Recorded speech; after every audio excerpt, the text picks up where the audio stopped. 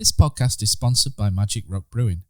Currently, you can get free delivery on all orders over £40 and 10% of all online orders by using our code of TakesThatChance10.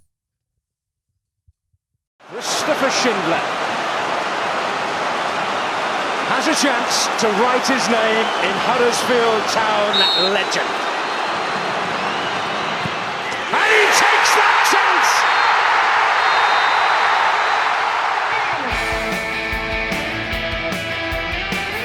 Play down the left and Moy stayed onside. Here's Mounier! 2-0 Huddersfield Town on the opening day of the Premier League. 1-2 wicket Tunga. Here's Moy, right-footed. 1-0 Huddersfield Town. Lindelof misses his header. De Quattro's in. Round De Gea. 2-0 Huddersfield Town. 2-0 Huddersfield Town. Here's Zanka to turn it into the pass. Yes! And Tommins scored. Tommins has scored one of the most important goals of Huddersfield Town's history. De Quattro's forward. De Quattro's got the better. Yes! And Laurent De Quattro scores. Laurent De Quattro scores.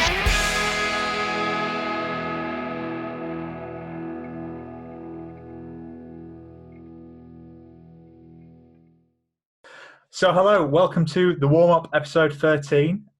Joining me, your host Brady Frost, is just Mr. Chris Markham. Chris, how are you? Just me, mate, tonight. I'm sorry for everyone out there, but yeah, it's all good, mate. All good in the hood. How very white of you. Yeah, it was. Well, you know, I'd say just. It's always good to have you on, and well, you know, we'll take the piss out of myself now, Chris. It appears Town did as well at the weekend as my intro did on last week's pod. So I'm sure you'll love the opportunity to take the mick out of me. Not too bad today, mate. Just Chris Markham will do, yeah. Need Matt back if you're out there, mate. Please. Well, but it's fun this because I mean the last time it was just two of us. It was that first live show. Do you remember when everyone else got cut off and it was just me and you? We'd met each other like 10 minutes before. That was a lot more fluid than this. Brilliant. Right. Okay. Well, you know, enough of the niceties. Anyway, let's move on to the game. So we've got a midweek game against Millwall at home. So I thought I'd just tell a little bit about it. Seeing as there's two of us, we're going to have to do some heavy lifting. So Millwall are 16th in the table with 26 points, which is quite surprising, really, when you think they've just narrowly missed out on the playoffs last season. What's quite interesting about this game, obviously, we're a preview pod, but Watford was a bit of a disappointing one. This seems like a good game, really a good home game, because they're actually in the bottom three in the form table in the last 10 games, and they've only won one of their last 8 away games. So if you're feeling kind of doom and gloomy, it sounds like it's a good side to play. I mean, Chris, how are you feeling about the match?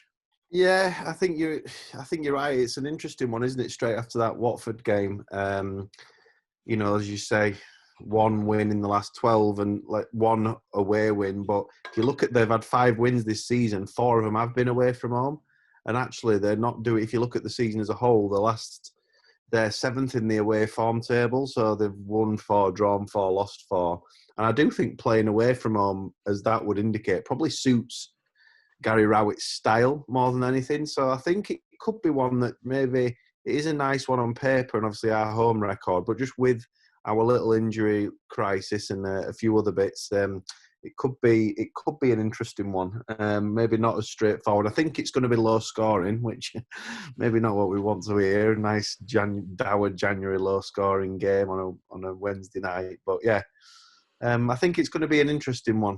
I think it's something where we're going to have to look to make a quick start, I think, because the longer it goes on against the Gary Rowett team and he can get behind the ball and get organised, and he obviously likes to be out of possession and then hit on the counter-attack, play for a few set plays, the longer the sooner we don't score, I think will obviously play against us and into their hands. The other thing about that is I was looking at this is random, they've only scored 2 in the first 30 minutes all season. Right. And they've only scored 2 in 12 first halves away from home. So if we can make this easy for ourselves, we have a good start, I think. I mean, we have done that recently as well, haven't we, to be fair? Yeah. It's funny. Well, we talk about Millwall, but like you said, we have started quite well. But it's interesting because obviously we've played them already this season. And I was kind of doing a bit of research, and I think the 3-0 win we had away at the Den was probably the most complete performance I think Town's had this season. Really, you had a couple of hairy moments when I look back, but overall it was quite comfortable. Really. Did you? Obviously, we kind of go to you for a bit of last game analysis, Chris. Did you manage to have a quick look, or I can bore everyone with some things I picked up? I had a bit of a look just at the highlights. It wasn't one that I watched, or if I did, it wasn't too memorable. I remember, obviously, it was that when Lewis O'Brien was captain? No, that was last season. I can't remember who was captain for this one, but yeah. This Lewis O'Brien scored in this, so I thought you'd remember this one. That's right. Yeah, I mean, he's obviously, like you say, it was a complete performance from looking back at the bits that I have seen.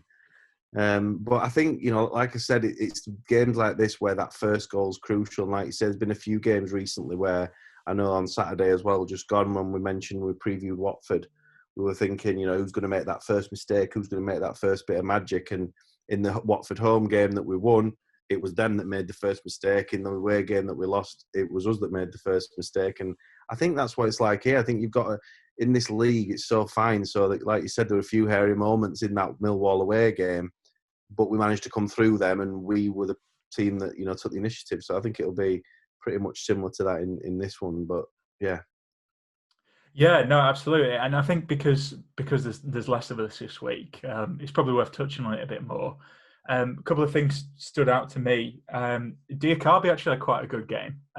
Looking back, he had the knockdown for an assist for Omer, and another person was I thought Pritchard played quite well. To be fair, obviously, again, it doesn't look like either of those players are fit, but like I say, a bit of an interesting one, and like you say, on paper, could be a good game to kind of first win in 2021, really. So yeah, definitely.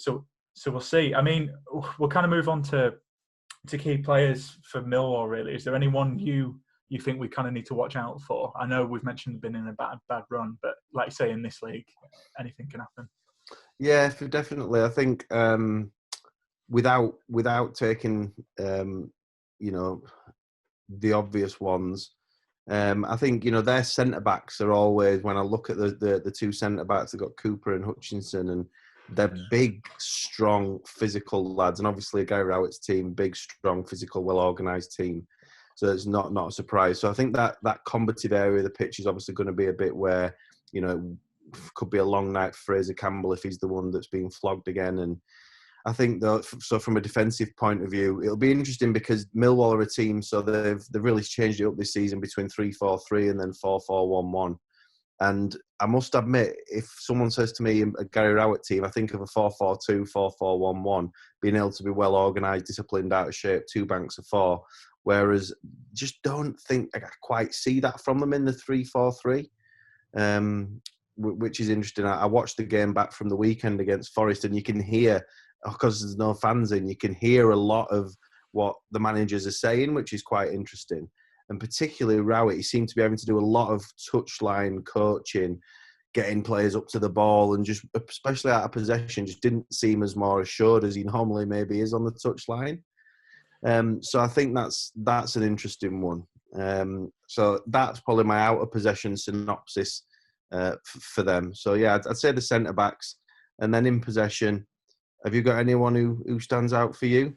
Well, you kind of touched on who I was going to mention, but Jake Cooper, who I'm a big fan of, maybe because we're the same height. But he's a big defender, he's a threat at set pieces. He's not had his best season this season, but I think just because, again, the kind of injuries we've had and the weakness we're having defensively, he's going to be a real threat at their corners and, like you say, free kicks and any set pieces. But it's quite interesting you mentioned about Gary Rowett, because I was chatting to a Millwall fan, and he is under pressure a little bit at the moment because things aren't going well. So you were talking about how you heard him a lot. It seems like the pressure's getting to him from what I was told, contesting every decision, a bit more vocal, a bit more angry. So, again, when a manager's under pressure, hopefully we can kind of add to that, really, from a Town perspective. Yeah, for definite. It's one of them, innit? Like, obviously, they had a great season last season. When he took over, it was an unbelievable end to last season for him, really. Probably got expectations too high. You see that quite a lot, don't you? But obviously, like I said, we've focused on them as being this obdurate out of possession side. In possession, for me, Jed Wallace is obviously essentially their one-man team at the minute. In terms, he's the top scorer, creates the most shots, has the most crosses. He has got decent delivery from set pieces along with a couple of others. So Jed Wallace has obviously been there a while, plays every week. He's the first name on the team sheet, almost getting towards being Mr. Millwall. So he's obviously another right winger that's interested, another wide player. And then just one more player that I've got, obviously, like you said, normally there'll be more. So there'll be more of us to discuss this. So I think Ryan Woods. I really like Ryan Woods. I liked him. He played against us for Brentford a few times in the particularly beginning of the promotion season, former Shrewsbury, and he's just a really busy player. He's one of those. He gets on the ball the most for them. He is energetic. He's not the biggest. He's not the most physical, but obviously they've got players around him that make up for that. So, yeah, from an offensive side of the ball, I do think that's where, keep Jed Wallace quiet, keep them quiet. Who have you got down for Towns? I'm interested to see who you're thinking with Towns' best players this week. Well, it's a bit of a tough one, but I do agree. I've not watched Millwall loads this season, but when Jed Wallace isn't on it, they tend to not be on it. So, like you say, he is Mr. Talisman for them. So let's hope he's kept quiet, really. It was tricky for Town because, got so many injuries at the moment. I know you don't want to use that as an excuse, and I had a bit of a to-do with a fan online at the weekend about it, but it is really hard to look at who's going to be a key player. So I've actually gone for a player who's kind of, I think, irked us in the past, really, but we know his quality. I've gone for Bakuna. I think, I will admit, he's been a bit solid recently, if not solid, but not too spectacular. And I think if we're going to get anything from this game, just because of kind of the injuries that we keep banging on about, I think we need him to do something a bit special, really. And I think he tends to be a player that's, really, if we think of his time at Town, like great, probably 1 in every 10 games. So I'm hoping that's this game, really, because we all know what he's capable of when he's on it. I've gone for him. But what about you, Chris? Who do you think is going to be a difference maker? Obviously, with Millwall and Rowett being a direct side, the direct, whether it's a 3-4-3 or a 4-4-2, 4-4-1-1, whether it's Zahar up front, who's a big, strong lad, obviously, as people know him from Cardiff, or Matt Smith, who there's no one better in the air in this league, probably in all the football league, in terms of, just such a threat up there. Might not be everyone's cup of tea, but really effective at what he does. I really look at that style, and it's the first real direct, strong, feisty, typical old school Championship, more like, that these young centre-backs have faced. We had a spell earlier on in the season, didn't we, where we played a few of the direct teams, but we tended to have, we were at pretty much full strength at centre-back then. With it was Stearman, Shindy, Sarr, we had options. This is, I could choose either of the two centre-backs, certainly the two youthful ones. I think it's going to be a huge test for them because, if you're looking at our team at the minute, it's the gaping hole, isn't it? It's the obvious one where there's a lack of experience, and someone like Gary Rowett is going to have a game plan for that. So it wouldn't surprise me if he actually went 4-4-2 rather than 4-4-1-1 and just played direct, so straight up to those two centre backs of ours, which I think is, I could pick either of them or pick both of them. Since Matt's not here, I'll pick his. And yeah, so that for me is going to be crucial. No, it's interesting. And I wanted to ask you actually, again, because we're doing the format a little bit differently for this one, but Critchlow's been obviously when Stearman and Sarr have had, not so great games, people have been calling for him given how he was good against Forest. What have you kind of made of him? I know he played at the weekend, but he obviously played in the FA Cup. For me, I think Edmonds Green seems a lot further along in his development. Obviously, we talk about loans. He went on loan to Swindon last season, and I think you can just tell he's a bit further ahead. But what have you made of Critchlow? Have you been impressed with him? Yeah, it's difficult, isn't it? Because I agree with your comment about the loan. I think that's a very valuable loan to go to a League Two team who win the league and get promotion like that. In terms of not just on the pitch, off the pitch as well, in terms of that development. I think it would be better for both of them, speaking obviously, and this is probably where the Keogh rumours come in, whether you like them or not, is to play alongside someone with a bit more experience and someone who can guide you through. So when you look behind him as well, it's Schofield, who's young and making a few mistakes. To the left, it's Toffolo, who, was the captain at the weekend, probably not someone a year ago you'd have said would be the captain. Pippa, new to English football. I feel a bit not sorry for him, but I feel that their development will be being a little bit hindered by that. Critchlow in particular, obviously, there's a lot to like about him.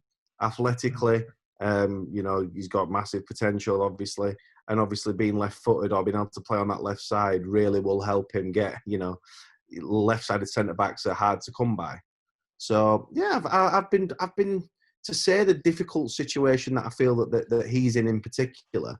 I don't think he's letting anyone down hugely at all, and I think you look at the strikers he played against at the weekend and had a hard time, but, it wasn't like standing out thinking he's way out of his depth. So, I think there's a point in all young players when especially through my experience, particularly centre-backs and defenders, they have to go through a bit of pain to realise and learn.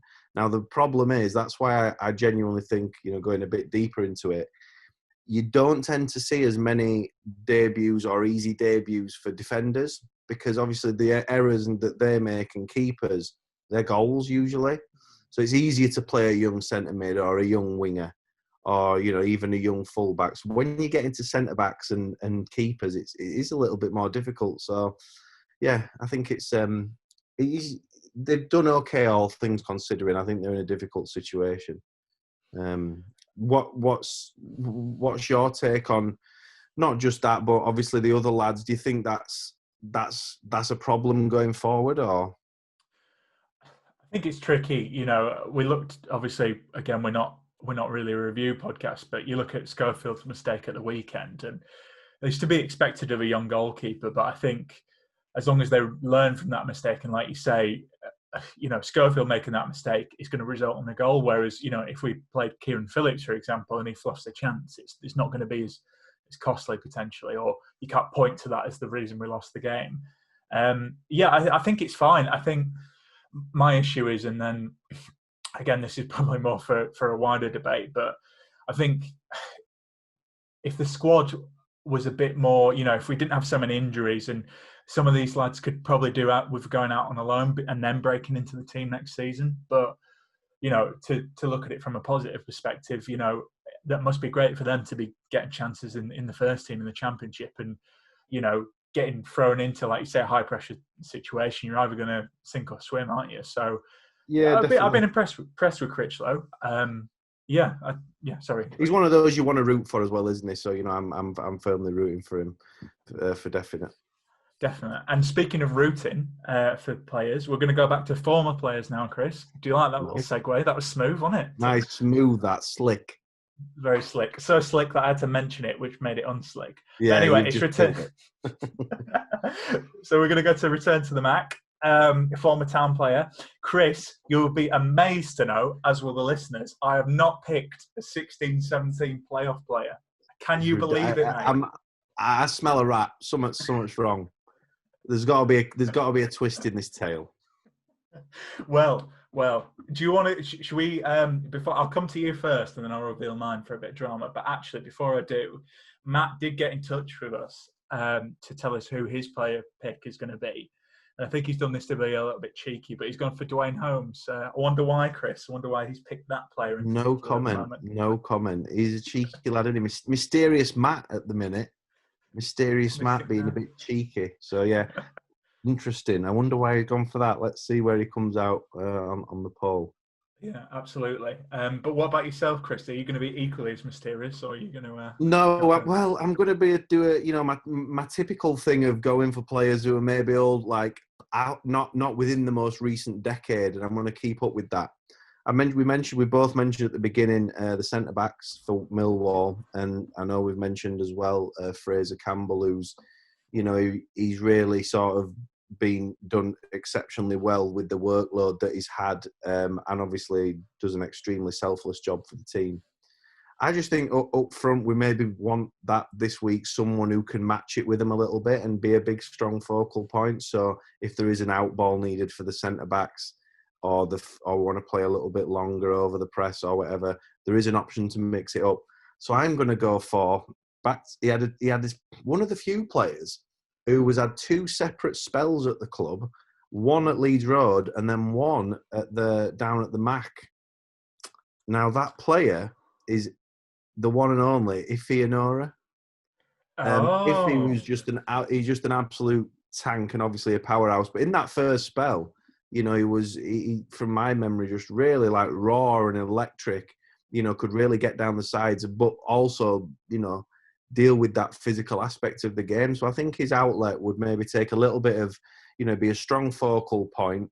And I think it would, you know, I think like you mentioned, obviously Aaron's, Lewis O'Brien, Bakuna, whoever plays on the opposite side, he would allow them just that little bit more time and space and freedom just to be, you know, to be a little bit more creative in behind there. So that's what I've gone for, mate. So now the big drum roll, the big reveal.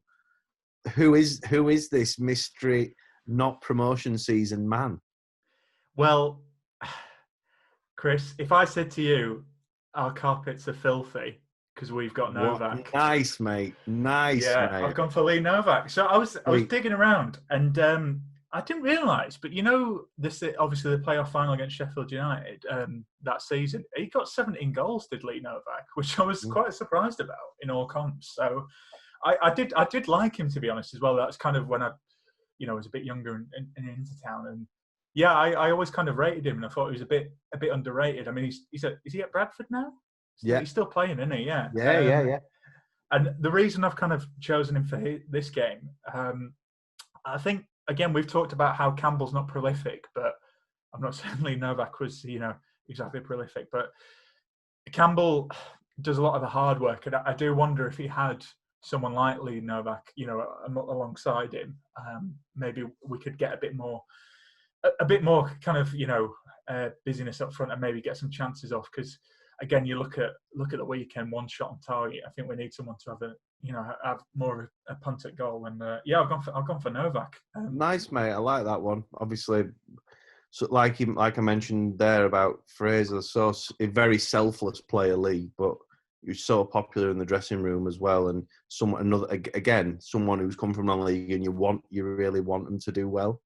So yeah, that's a fair one, that, mate. There can be no criticism of that pick from me this week. I'm interested to see what everyone else thinks of it, to be fair. But so moving on then, what are you saying? Who are you playing? What's going on? Because there's so many injuries at the minute. What's your thoughts? Well, Chris, before we do that, I actually have got. We managed to catch up with the Millwall fan. You're just so eager to talk about the team lineup, but I spoke to one of the guys from that Millwall podcast earlier about the game, and this is what they had to say. Cool. And we're recording. Right, I'm joined on the line now by Omer from that Millwall podcast. Omer, how are you? Not too bad, Brady. Thanks for bringing me on. No, thanks for coming on, mate. It's always good to have the fan opinion. Means people get to hear less from me. So anyway, so obviously we've got the game in midweek. Just wanted to ask you really, given when we played you last season, obviously beat us 4-1, and you were quite close to the playoffs, and it doesn't seem to be going that well this season. Can you tell us a little bit more? Yeah, I mean, I don't know if it's maybe the manager's a bit of a victim of his own successes last season, but obviously we went through a bit of a change last year with club legend Neil Harris leaving around October time.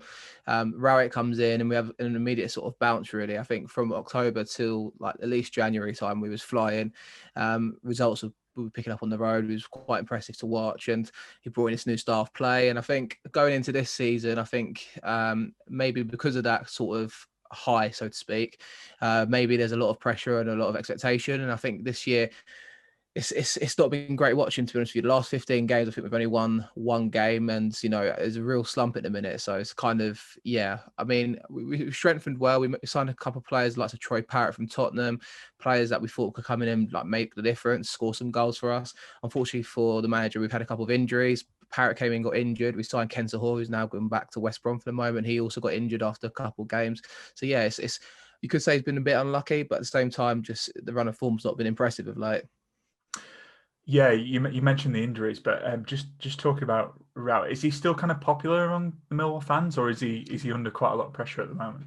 It's a real split fan base. We asked the question on Saturday night, and I think we had like 700, 800 votes, and it was 50-50 straight down the middle. So it's a bit of a hard one at the moment. I think it's understandable. Obviously, we've only won 1 in 15, and I think a lot of people were watching this style of play that he's trying to implement, and we could just see it's not working. We're playing 5 defenders, trying to pass the ball around, try and, make a difference like in a different kind of style of play.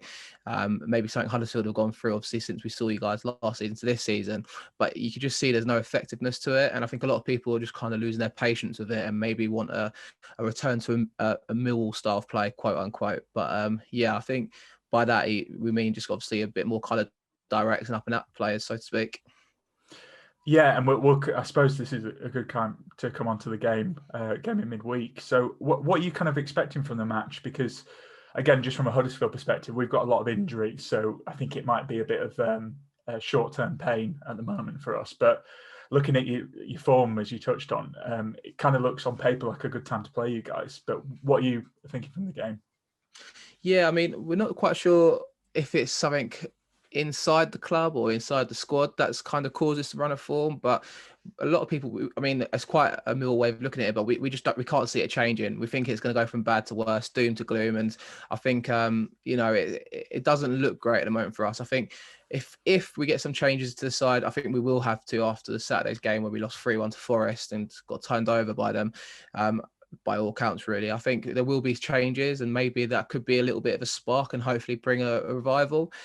It just depends on what sort of lineup we go for and how we set up, really. If we play to kind of sit back and defend and maybe try and get you on a counter-attack, that might be a success. But I think a lot of us just want to see us kind of go out there and just, see the players give a 10 out of 10 for effort, really, and see if that can take us somewhere. You mentioned your injuries, and obviously your form's not been too great either. But I think for us, we don't look like scoring goals, and that's something that needs to change. No, I mean, same with us at the moment, mate. So it might not be a good game from the neutral. So moving on from that, what do you think the score prediction is going to be? I know this is always an interesting one because when I do it, tend to be miles off. But what about yourself? Yeah, I mean, it's a hard one to say at the moment. I really don't know what to expect. If I get a lineup that I'd be happy with and confident about, and by that I mean maybe change from a 5 at the back to 4 defenders and maybe go for 2 strikers up top, a 4-4-2 sort of thing with a couple of wingers, we might be able to give you a good game. I think if we come away with a draw, which is obviously quite a negative thought there, I suppose, but as long as we don't get beat, I think that for us would be a good result. So I'll go for a 1-1 draw. That's what I'll go for. Yeah, I've gone for a 2-1 win, but I think you might be more right than me. But no, that's great, mate. Thank you so much for coming on. Not a problem. Thanks for having me. Okay, Chris, I know you were very eager to talk about the lineup, so I'll let you go first, mate. If you want to, because for me, I've not actually changed the lineup really, just because again, kind of needs must. But yeah, I think that's a good point. There's not much to change, is there, at the minute? Obviously, you've got maybe Wardy, who made the bench to try and fit in one of those front 3 positions potentially. I think sometimes it can be, obviously, having worked in situations where there are, lack of options. And a game like this, where sometimes you can overthink games like this, it's a home game you probably should be winning, but, it's not a given. They're going to make it difficult. And you're on a bit of a hiding to nothing, really. One of the first games where I'll probably be expected to win. You can sometimes overthink them. So maybe the actual thing of, right, just we need to roll the same thing out again, can sometimes help a manager. I've been in situations where because you've not got really much option with the starting 11 or the options to come into the team, you actually spend a little bit more time thinking about how you can tailor it to those specific players rather than thinking, if I put him in, what will that do? And that can sometimes, lead to a few more decisions than maybe you need, really. The interesting one, I know we've mentioned it last time, obviously the manager mentioned it, is High. Obviously, again, we mentioned someone who's gone away to a fairly decent level on loan and come back, a bit like Lewis O'Brien did, and obviously a bit like Romani did. That could potentially be one to freshen it up if they did want to, say, move Lewis O'Brien or Bakuna back up into the front 3. or to one of those wide positions. So that would be another option as well. But yeah, not really much for me. So if you're not changing it either, what are you saying for how the game's going to go and the score? Well, like you mentioned earlier in your stats when I was having a look as well, like you said, Millwall don't start well and don't really score. So I think, again, they're under pressure. I think what we have seen from Corberan is they tend to give it a go for the first 10 and then ease off a bit. So that's how I'd hope they start. They start on the front foot, because I do think we can catch them off guard. I think this season we've talked about it a lot off air, but it's that game management. When they're on top, is making sure they get the second goal and just calm things down a bit. And again, I think because of injuries, I think that might be a bit of the same old. I don't think this will be a great game, but I can see us winning it. I can see us a 2-1 again. I think it's going to be a bit like the Blackburn game, where we look quite good for large spells and then they'll get back into it. But hopefully we have enough. And like you say, for me, I hope this is a game where Ward, if he doesn't start, he comes on and he gets a goal, because I think he really needs a goal, to be honest, to kind of get up and running. So I've gone for a 2-1 really. But yeah, I saw some weird people saying Schofield, because he had that mistake, maybe he should be replaced. But you can't do that to, after one mistake. He's got to play his way back in, and he's a great shot stopper, to be fair. There's other bits of his game he needs to improve. So I've kept him. But yeah, back three as well. It'll be interesting to see though, because obviously we talk about the Keogh and Holmes rumours. We could even sign him ahead of this game, so who knows? They might make a appearance off the bench. But I've prepared the team without them. But what about you, mate? How do you see the game going? I'm really I see it being very cagey, very tight. Like you say, when managers are under pressure, you can normally tell from the other team. I think obviously with those, again, you're having that not a great result and the injuries and whatnot. I think it's going to be cagey. I'd be amazed if it wasn't 0-0 at half time. And I think, like I said earlier on, I think for us if we score early in that period of time, I think it gives us a huge advantage. I see there being one goal in the game, and you know what? I still can't put my finger exactly on why. But I just have a feeling, sometimes when you come up against a team who've only won 1 in 12 and only one away game in the last X, and they need a win, sometimes it's these games that they just manage to get one, and that's the one that turns it round. And that might be me just a little bit of pessimism coming out. But 1-0 either way. I'll say 1-0 to Town. I'll say 1-0 to Town. But I think it could easily be one of those, especially if their game plan is effective in sort of trying to bully our centre-backs, loads of set pieces on Schofield, loads of set pieces and long balls onto them. It could be a game where they could cause us problems, and the expectation is on us to go win it. So it's going to be 1 goal either way, 0-0 at half-time, and I'm going to hope, and hopefully we'll be the one to get it. Yeah, here's hoping. I think you might be right, mate. And like you say, the classic cliche: the longer we go without a scorer, the more it plays into the opposition's hands. But anyway, we've both predicted a win, so let's hope we do get our first win of the year. Here's hoping. I think it's going to get worse before it gets better at the moment with all the injuries. But anyway, we'll keep our fingers crossed on Wednesday. But yeah, that's it for this week. Thanks to everyone for listening, and check in with us next time. Oh, what a night. Late in May in 2017, Schindler scored, it was a heaven dream. What a feeling, what a night. Oh, what a night. Wagner singing, we are Premier League. The greatest sight St. George's Square did see. What an evening, what a night. Oh, I got a funny feeling when he walks and a fence, and then the commentator commentator yelled he takes that chance.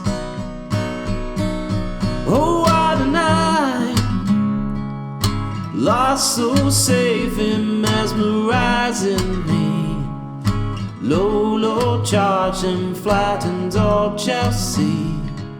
Stamford Bridge, oh what a night. Whoa, I got a funny feeling when he walked an offense, and then the commentator yelled he takes that chance.